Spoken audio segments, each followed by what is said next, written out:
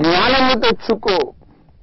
ఓ సోమరివాడా, నువ్వు ఎంతకాలం సోమరిగా ఉంటావు? చీమల వద్దకు వెళ్ళు. చీమలున్నాయట, చీమలు. వాటి నడతలు కనిపెట్టు. ఆ చీమలకు పైన విచారణకర్త లేడు, న్యాయాధిపతి లేడు. అయినను అవి వేసవి కాలమందు ఆహారము సమకూర్చుకొను. ఎందుకు అంటే వర్షాకాలము ఆహార సంపాదనకు, ఆహారము కూర్చుకోవడానికి అనుకూలమైన కాలము కాదు. చీమలు పాపం బలహీన జీవులు, అల్పజీవులు చీమలు. మామూలుగా వర్షం వచ్చి రోడ్డు మీద ఒక అరంగుళం లోతు చిన్న నీటి పారుతున్నా దాంట్లో కొట్టుకుపోతాయి. చీమలు ఆ అరంగుళం లోతు నీటి పాయను కూడా తట్టుకోలేవు. వాటి ప్రాణానికి అది పెద్ద వరద గోదావరి లాగా ఉంటుంది. వర్షాకాలం అంతా బురద, నీళ్లు ప్రవహిస్తూ ఉంటాయి. చీమల్లాంటి బలహీన ప్రాణులు కొట్టుకుపోతుంటాయి. అలాంటి పరిస్థితిలో ఆహారమును మోసుకుపోయి తమ పుట్టలో దాచుకోవడానికి వాటికి అనుకూలత ఉండదు. అందుచేత వేసవి కాలము చాలా అనుకూలమైన కాలం. వాటికి అనుకూల సమయం. కష్టపడి ఎక్కడిక్కడికో వెళ్ళిపోతుంటాయి. ఎక్కడ పంచదార ఉంది, ఎక్కడ గోధుమ రవ్వ ఉంది, ఎక్కడ ధాన్యపు గింజలు ఉన్నాయి. వాసన పసిగట్టి వెళ్ళిపోతాయి. వెళ్ళిపోయి కొన్నిసార్లు ఒక్కొక్క రవ్వనైతే ఒక్కో చీమ మోసుకొస్తుంది. కాస్త బరువుగా ఉన్నటువంటి పెద్ద పెద్ద రవ్వలు, పెద్ద పెద్ద విభాగాలుగా రాళ్ళుగా ఉన్నటువంటి బెల్లం ముక్కలు అలాంటివైతే 4-5 చీమలు 10 చీమలు కలిసి మోసుకెళ్తాయి సమైక్యంగా. ఆ విధంగా ఆహారము సమకూర్చుకొనుటలో శ్రద్ధ కలిగి, సమయోచితంగా వ్యవహరించి, ఆసక్తి కలిగి అవి సర్వైవ్ అయిపోతూ ఉంటాయి, బ్రతికిపోతూ ఉంటాయి. వాటిని చూడు, వాటి నడకలు కనిపెట్టు. వాటికి ఆహారం మీద ఎంత ఆసక్తి, ఆహారం అవసరము అనే జ్ఞానము, ఆహారం సంపాదించాలి అనే ఒక కమిట్మెంట్, ఒక నిబద్ధత, ఒక అంకిత భావం, క్రమశిక్షణ. పైన ఒక కర్రపెత్తనం చేసి కర్ర పట్టుకుని కూర్చున్నటువంటి ఒక టాస్క్ మాస్టర్ లేడు. అయినప్పటికీ వాటికి నాయకుడు లేడు. అయినప్పటికీ పై విచారణకర్త లేకపోయినప్పటికీ క్రమశిక్షణ కలిగిన సైన్యం రాగా అవి ముందుకెళ్లిపోతూ ఉంటాయి. ఓ సోమరివాడా, చీమలను చూడు, వాటిని కనిపెట్టి, వాటి నడకలు, వాటి ప్రవర్తన, వ్యవహార సరళి కనిపెట్టి నీవు జ్ఞానము తెచ్చుకో. ఎందాక నిద్రపోతావు, ఎప్పుడు నిద్ర లేచదవు సోమరి అని పిలుస్తున్నాడు, ప్రశ్నిస్తున్నాడు దేవుడు.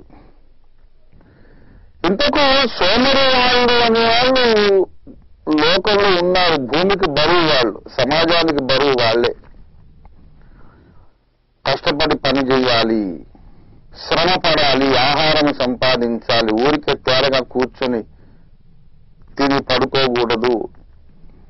అందరూ కలిసి పని చెయ్యాలి. శ్రమ ఫలితం అందరూ సమానంగా పంచుకోవాలి. ఇది ఆదిమ కమ్యూనిజం, అది మళ్ళీ సాధించాలి అనేది కార్ల్ మార్క్స్ గారి ఆశయము, ఆదర్శము. ప్రియా మిత్రులారా, అందరూ కష్టపడి పని చేయాలని బైబిల్ కూడా చెప్పింది. అసలు పని చేయని వారు భోజనం చేయకూడదు అని కూడా బైబిల్ చెప్పింది. సుమా, ఆనాట మీకు నేను చదివి వినిపిస్తాను. చాలా ఆసక్తికరమైన విషయం. చాలా మంది అనుకుంటున్నారు బైబిల్ గ్రంథము ఊరికనే ఒక మతబోధ మాత్రమే చేస్తుందేమో అనుకుంటున్నారు. బైబిల్ గ్రంథము ఇంతకుముందు చెప్పిన కొన్ని ఎపిసోడ్స్ లో నేను చెప్పినట్లు శానిటేషన్ గురించి, పారిశుద్ధ్యమును గూర్చి, సామాజిక ఆరోగ్యమును గూర్చి, కుటుంబ విలువలను గూర్చి, స్త్రీని మనం గౌరవించాల్సిన విధానాన్ని గూర్చి, పిల్లల పెంపకమును గూర్చి, అన్ని విషయాలను గూర్చి బైబిల్ ఉపదేశిస్తుంది. 2వ తెస్సలోనిక పత్రిక, దయచేసి 2వ తెస్సలోనిక పత్రిక 3వ అధ్యాయం 10వ వచనంలో ఇలాగూ రాయబడింది. ఎవడైనా పని చెయ్యనల్లని ఎడలవాడు భోజనము చెయ్యకూడదని మీకు ఆజ్ఞాపించితిమి గదా అని మాట్లాడుతున్నాడు.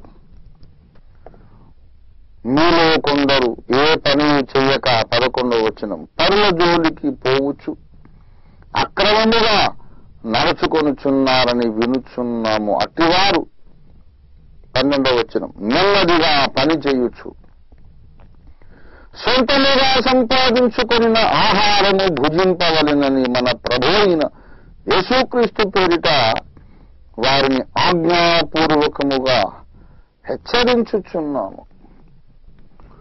ఆదిమ సంఘము తమకున్న స్థిరాస్తులన్నీ అమ్మి, ఆదిమ సంఘం అంటే మొట్టమొదటి క్రైస్తవులు, మొట్టమొదటి క్రీస్తు శిష్యులు అన్నమాట.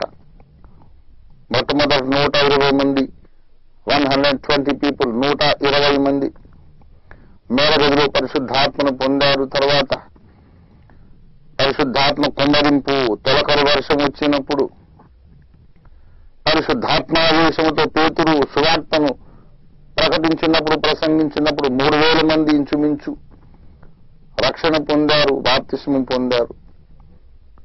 ఆ తర్వాత మళ్ళీ 4000 మంది, 5000 మంది అనుదినమును రక్షణ పొందుచున్న వారిని దేవుడు సంఘంతో చేరుస్తూ వచ్చాడు. ఆ తొలుత నమ్మినటువంటి ఆ విశ్వాసులను మనం ఆదిమ సంఘము అంటాం. ఆదిమ సంఘంలో అందరిలో ఒక నిస్వార్థ గుణం వచ్చేసింది. మనకు పరలోకమే దొరికిపోయింది కదా క్రీస్తు ప్రభు ద్వారా, ఆయన కృప ద్వారా. ఇక ఈ లోకపు ఆస్తిపాస్తులు మనకెందుకు అనుకున్నారు? ఉన్నదంతా అమ్మేసి వాటి వెరతి అపొస్తలుల పాదాల దగ్గర పెట్టారు. అందరూ సమానంగా పంచుకున్నారు. ఎవరును తనకు కలిగినదేది తన స్వంతది అనుకోలేదు. దీన్నే కార్ల్ మార్క్స్ గారు ప్రశంసించి, ఎవరూ తన సొంతదని దేన్ని అనుకోలేదు, ఆక్రమించుకోలేదు. ఇది ఆదిమ కమ్యూనిజం యొక్క ప్రతిబింబము, ప్రతిరూపము.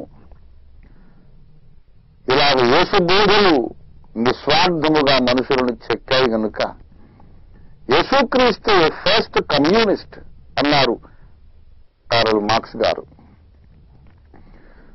ఆ విధంగా ఎప్పుడైతే అందరూ కలిసి సమిష్టిగా ఉంచుకున్నారు అని బైబిల్లో చెప్పబడిన వ్యవస్థ ఎప్పుడైతే వచ్చిందో, ఇది కొంతమందికి సోమరిపోతులకు అనుకూలంగా పరిణమించింది.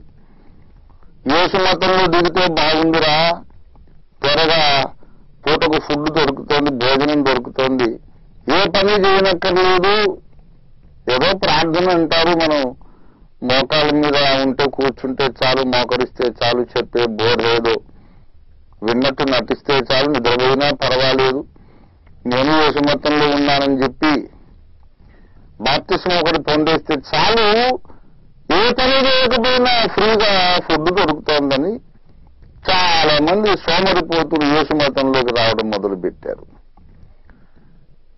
ఇక వాడికి భక్తి లేదు, దైవాసక్తి లేదు, ప్రార్థన జీవితం లేదు, ఏమీ లేదు. వాడికి ఏ శుభలక్షణము, ఏ సద్గుణము లేదు. సోమరిపోతువాడు. భోజనం చేయడం తర్వాత ఇంకేమీ పని లేక పరుల జోలికి వెళ్ళుచు అక్రమముగా నడుచుకొనుచున్నారు. అలాంటి వాళ్ళను చూసి పౌలు అన్నాడు, ఇక మీదట ఈ సమిష్టి వ్యవస్థ కాదు, ఎవరైనా భోజనము చెయ్యాలి అంటే వాడు ఎంతో కొంత పని చెయ్యాలని రూల్ పెట్టాడు. నేర్పర్యైన శిల్పకారుని వలె నేను ప్రభువు నాకు అనుగ్రహించిన కృప చొప్పున మీకు పునాది వేసి తిని అన్నాడు పౌలు భక్తుడు. పౌలు భక్తుడు వేసిన పునాది మీద మనం ఉండాలి. సోమరిగా ఉండకూడదు. చాలా మందికి పని చేయడం అంటే ఇష్టం ఉండదు. ఏదో దొరికిన చిన్న ఉద్యోగం చేసుకుందాం, చిన్న వ్యాపారం చేద్దామనే దృష్టి ఉండదు. మంచి మంచి ఉద్యోగాలు వస్తున్నా సరే ఏదో సాకు చెప్పి, నా లెవెల్కి ఇది తగదు, నా స్టేటస్కి ఇది తగదు, నాకున్న తెలివితేటలకి ఈ ఉద్యోగమా, పాడు ఉద్యోగం, బోడి ఉద్యోగం ఇదా, నేను ఇంకా చాలా మేధావిని, నాకు ఇంకా మంచి జీతం రావాలి, మంచి డీసెంట్ ప్లేస్మెంట్ అండ్ శాలరీ నాకు కావాలి అని ఏ పని చేయరు. దొరికిన రోజు ఒక ఉద్యోగం, చిన్నదో పెద్దదో, ఒక వ్యాపారం ఏదో, ఒక ఉద్యోగం, ఒక సంపాదన మార్గం ఏదో చూసుకొని నీ కాళ్ళ మీద నీవు నిలబడి నీ తల్లిదండ్రులకు, తోడబుట్టువులకు, నీ కుటుంబానికి కాస్తో కూస్తో దోహదం చేస్తూ, సహాయం చేస్తూ, వారి యొక్క సుఖజీవనానికి, శాంతియుత సహజీవనానికి నీవు కూడా నీవంతు సహకారం అందిస్తూ, అంత మేధావులైతే ఇంకా దానికంటే మంచి ఉద్యోగం కొరకు ప్రయత్నం చేస్తూ ఉండొచ్చు. మంచిది దొరికినారు, దీన్ని వదిలేయొచ్చు.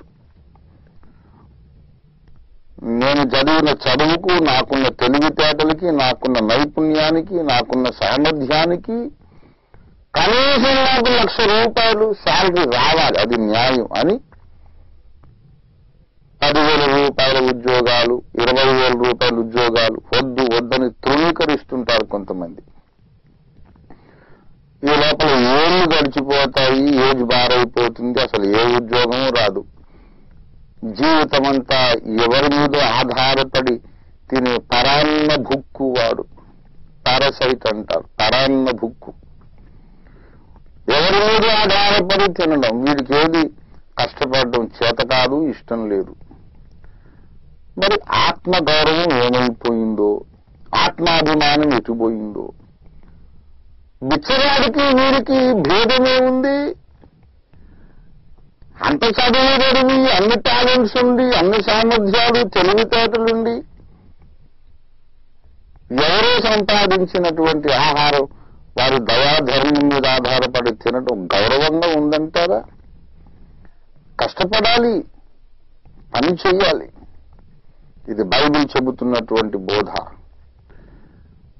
ఎప్పుడు మీరు మతం మారండి, యేసుని నమ్ముకోండి, ఆ దేవతలు కాదు, ఈ దేవుడే రైతు అని ఎప్పుడు మతం మార్పిడి గురించి కాదు యేసు ప్రభు వారు బోధించడం, ఆయన దాసులు బోధించడం. బైబిల్ గ్రంథ ఉపదేశము సామాజిక అభివృద్ధికి కూడా దోహదం చేస్తుంది. సత్క్రైస్తవుడైన వాడు సోమరిగా ఉండకూడదు, సోమరి సత్క్రైస్తవుడు కాదంతే. ఎవరైనా యేసు నుండి విశ్వాసం ఉంచి నన్ను బాప్తిస్మం పొంది ఉంటే వారు ఏ పని లేకుండా ఉండటానికి వీల్లేదు. క్రైస్తవ యువతకు నేను చెబుతున్నాను, మీకెవరు ఉద్యోగం ఇవ్వలేదా? అయితే మీరే నలుగురికి ఉద్యోగాలు ఇవ్వండి. అవును, మీరే 10 మందికి ఉద్యోగాలు ఇవ్వచ్చు.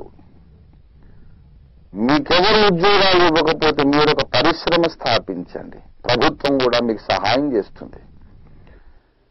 క్రైస్తవ యువతి యువకులందరూ కూడా తమ సొంత వ్యాపారం, తమ సొంత పరిశ్రమలు స్థాపించుకోవాలి. తమ కాళ్ళ మీద తాము ఆర్థికంగా నిలబడాలి. తాము సంపాదించుకున్న ఆహారం తాము భుజించాలి, 10 మందికి పెట్టాలి.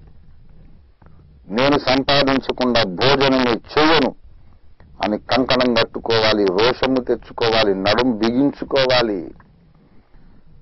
క్రైస్తవుడు అనగా పర్యాయ పదము, నిర్వచనం ఏంటో తెలుసా? క్రైస్తవుడు అనే మాటకు నిర్వచనం ఏంటంటే చురుకైన వాడు అన్నమాట.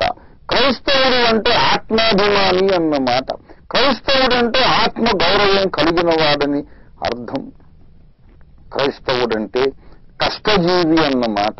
క్రైస్తవుడంటే శ్రమపడి పనిచేసి తాను స్వంతంగా సంపాదించుకున్న ఆహారము తప్ప ఉచితంగా వచ్చేదేన్ని తీసుకోను అని భీష్మించుకునే రోషగాడన్నమాట క్రైస్తవుడంటే.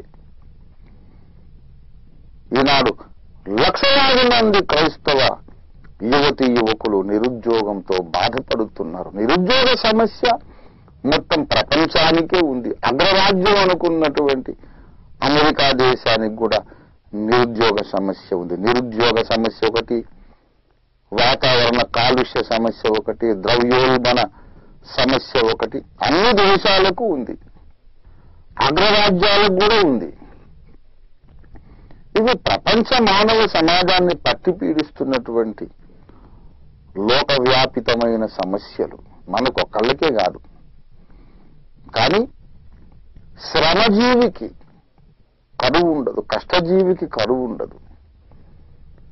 నాకు తెలిసినటువంటి కొంతమంది గ్రాడ్యుయేట్లు ఆటో నడుపుకున్నారు, ఏ దురలవాట్లు లేవు. ఆటో నడుపుకొని డబ్బులన్నీ వెనకేసుకొని రెండో ఆటో కొనుక్కొని ఇంకొకళ్ళకి అద్దెకిచ్చి వీళ్ళు బ్రతికి ఇంకో కుటుంబం బ్రతకడానికి దోహదపడ్డారు. నాకు తెలిసిన ఆటో డ్రైవర్ ఒకతను గ్రాడ్యుయేట్, ఆటో నడిపించి తన భార్యను బీటెక్ చదివించాడు. అమ్మాయి ఇంజనీర్, ఒక మంచి ఫ్లాట్ కొనుక్కున్నారు. కుకట్పల్లిలోని జరిగింది ఈ వైనం. ఎంతో అప్రిషియేట్ చేశాను తండ్రి. బాబు, నేను నీకు ఫ్యాన్ అయిపోయానయ్యా అని చెప్పాను. ప్రియులారా, ఎంత అద్భుతమైన వ్యక్తిత్వం అది. భార్యను చదివించడం, దాని కొరకు ఇతడు కష్టపడడం, భార్యను చదివించడానికి, ఇల్లు గడపడానికి డబ్బులు వెనుకేయాలి కనుక హోటల్లో భోజనం చేస్తే ఆరోగ్యం చెడుతుంది, డబ్బులు వ్యర్థమని పెరుగన్ను మూట కట్టుకొని సద్ది మూట తీసుకెళ్లడం. ఎంత మంచి వ్యక్తిత్వం ఇది ప్రియులారా. అటువంటి ఉన్నతమైన వ్యక్తిత్వం కలిగిన వారే భరతమాత ముద్దు బిడ్డలు. అలాంటి ఉన్నత వ్యక్తిత్వం కలిగిన వారు మాత్రమే మేము క్రీస్తు బిడ్డలమని చెప్పుకోవడానికి అర్హులు. ఏదో తత్వశాస్త్రం వేదాంతం మాట్లాడినంత మాత్రాన సరిపోదు. కొంతమంది ఎక్కడెక్కడ ఆర్గ్యుమెంట్లు చేస్తారు, కానీ కష్టపడరు, ఉద్యోగాలు చెయ్యరు. దొరికిన ఉద్యోగాలు కాలద్రోసి వేస్తారు, కాలదన్నుకుంటారు, నాకు ఇది అక్కర్లేదు అంటారు. కష్టపడాలి. నేను ఎరిగినటువంటి క్రైస్తవ యువకులు కొంతమంది చిన్న వర్క్షాప్ ఒకటి పెట్టారు. ఇవాళ వాళ్ళ మీద యథార్థంగా పనిచేసి నీతిగా వ్యాపారం చేశారు కనుక వాళ్ళ మీద ఆధారపడి 10 కుటుంబాలు బ్రతుకుతున్నాయి. ప్రియ మిత్రులారా, బైబిల్ చెబుతోంది సోమరి కష్టపడి పని చేయాలి, నువ్వు నిద్ర మేల్కొనాలి. ఇవాళ నేను చెబుతున్నాను, మన దేశము ప్రపంచ దేశాలలో అత్యధిక జనాభా కలిగిన 2 దేశాల్లో ఒకటి, చైనా, ఇండియా. ఈ 2 దేశాల్లోనే ప్రపంచ జనాభాలో దాదాపు సగం మంది ఈ 2 దేశాల్లోనే ఉన్నారు. 120 కోట్ల పైబడినటువంటి నా ప్రియతమ భరత భూమిలో, భరత ఖండంలో ఎంత మానవ శక్తి ఉంది, ఎంత మ్యాన్ పవర్ ఉంది, ఎన్ని రకాల కళలు, ఎన్ని రకాల విద్యలు, ఎన్ని రకాల సాంకేతిక నైపుణ్యము, ఎన్ని రకాల పరిశ్రమలు స్థాపించే సామర్థ్యం ఇన్ని కోట్ల మందిలో. ప్రియులారా, కష్టపడి పని చేయాలి. కొంతమందికి భారతదేశం అంటే ఈ దేశస్తులకే ఇష్టం లేదు. ఈ దేశం నాకేమిచ్చింది, ఈ దేశంలో పుట్టాను, నాకు ఉద్యోగం ఇచ్చిందా, నాకు ఇల్లుందా, ఏమైనా ఉందా, నాకేముంది ఈ దేశంలో, నాకు ఈ దేశంలో అంత అవమానము, నిరాశ, నిస్పృహ తప్ప ఏమి దక్కింది అని దేశం మీద మనసు విరిచేసుకొని ద్వేషం పెంచుకుంటున్న వాళ్ళు ఉన్నారు. చాలా తప్పు. దేశమే నాకేమిచ్చింది అంటే దేశం అంటే ఏంటి మీ ఉద్దేశం? ఈ మట్టి, ఈ కొండలు, ఈ నదులు, ఇదా దేశం అంటే? దేశం అంటే మట్టి కాదే, దేశం అంటే మనుషులో. దేశం అంటే నేను కలిసిందే దేశం. దేశం నాకేమిచ్చింది అనగేంటి? మనకు మనం ఏమిచ్చుకుంటాము? దేశము నాకేమిచ్చిందని కాదు, దేశానికి నేనేమిచ్చాను అని ఆలోచించాలి. దేశం కొరకు నీవు కష్టపడి పని చేయాలి, నీ పొట్ట కొరకు కష్టపడి పని చేయాలి, నీ కాళ్ళ మీద నువ్వు నిలబడాలి, నీ సొంతంగా సంపాదించుకున్న ఆహారం భుజించాలి, నమ్మకంగా పన్నులు చెల్లించాలి. పన్నులు ఎగవేయకండి. పన్ను ఎగవేతదారుడు ఎప్పుడు మంచి క్రైస్తవుడు కాడు కాడు కాడు. సత్క్రైస్తవుడు సామాజికంగా తన బాధ్యత నెరవేరుస్తాడు. మంచి క్రైస్తవుడు దేవునికి భయపడేవాడు, బైబిల్కు భయపడేవాడు, బైబిల్ను ప్రేమించేవాడు, నమ్మకంగా పన్ను చెల్లిస్తాడు. యేసు ప్రభువు వారు పన్ను చెల్లించాడు. పేతురు యేసు ఇద్దరు కలిసి 1/2 షెకెలు పన్ను, 1 షెకెలు ఒక చేప నోట్లో దొరికితే దాన్ని యేసు ప్రభువు వారు చెప్పారు, గాలమయ్యి ఒక చేప దొరుకుతుంది, దాని నోట్లో షెకెలు ఉంటుంది, నీ పక్షంగా నా పక్షంగా పన్ను కట్టేసేయి పేతురు అని చెప్పాడు. క్రైస్తవుడు పన్ను చెల్లించాలి. క్రైస్తవుడు తప్పక ఓటు వెయ్యాలి. తన అంతరాత్మకు భయపడి మంచి చరిత్ర, మంచి సామర్థ్యం కలిగిన వారికి ఓటెయ్యాలి. ఉద్యోగమైనా చేయాలి, వ్యాపారమైనా చేయాలి, పరిశ్రమలైనా స్థాపించాలి, ఏదో ఒక రీతిగా కష్టపడాలి. ఊరికేనే రోజంతా నిద్రపోవడం, మంచం మీద అటు ఇటు దొరలటం, ముసలమ్మ ముచ్చట్లు, లోకాభిరామాయణం, వ్యర్థమైనటువంటి అపవిత్రమైన సంభాషణల్లో టైమంతా వ్యర్థంగా గడపడం క్షమించరాని నేరము, అది పాపము కూడాను. యేసు ప్రభువు వారు ఈ భూమి మీదకి ఎందుకు వచ్చాడంటే, మొదట మనుషుల పాపములను తన సొంత రక్తము చేత పరిహరించి వారిని దేవునితో సమాధానపరిచి తరువాత వారు ఏ దేశంలో ఉన్నారో ఆ దేశానికి వాళ్లను ప్రయోజకులను చేయడానికి, మంచి పౌరులుగా చేయడానికి యేసు వచ్చాడు. ఆ యేసును నేను ప్రకటిస్తున్నాను. మతం మారందని కాదు, యేసును మీ హృదయంలోనికి స్వీకరించండి. యేసుకు విధేయులై మీరు జీవిస్తే దేశంలో మీకన్నా మంచి పౌరులు ఉండరు, మీరు ఉత్తమ పౌరులు అవుతారు. భరతమాత సంతోషిస్తుంది.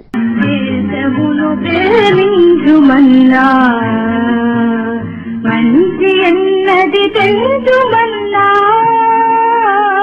దేశమును ప్రేమించుమన్నా,